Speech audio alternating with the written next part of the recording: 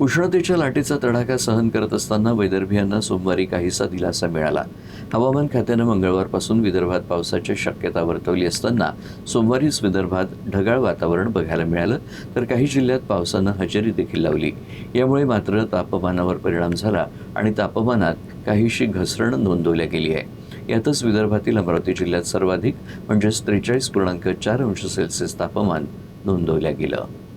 उन्हाच्या तडाख्यानं वैदर्भीय जनता सध्या हैराण झाली आहे।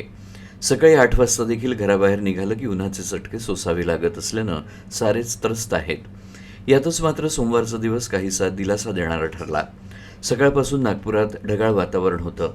तत्पूर्वी रविवारी रात्री विदर्भातील काही जिल्ह्यात पावसानंही हजेरी लावली, तर दुपारनंतर देखील ढगाळ वातावरण बघायला मिळालं। यामुळे तापमानात घट झालेली बघायला मिळते। दरम्यान अमरावती जिल्ह्यात सर्वाधिक 43.4 अंश सेल्सिअस इतक्या तापमानाची नोंद करण्यात आली, तर इकडे अकोल्यात 43.2 अंश सेल्सिअस आणि भंडारा जिल्ह्यात 43 अंश सेल्सिअस तापमान नोंदवलं गेलं। बुलढाणा जिल्ह्याचा पारा 40.5 अंशांवर स्थिरावला।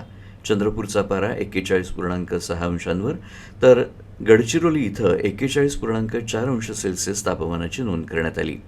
गोंदिया इथं 42.4 अंश सेल्सिअस तापमान नोंदवलं गेलं। रविवारी देशातील सर्व उष्ण शहरांपैकी एक असलेल्या वर्धा जिल्ह्यात रविवारी 45 अंश सेल्सिअस तापमानाची नोंद करण्यात आली होती। मात्र या तापमानात सोमवारी 2.5 अंशांची घट नोंदवण्यात आली।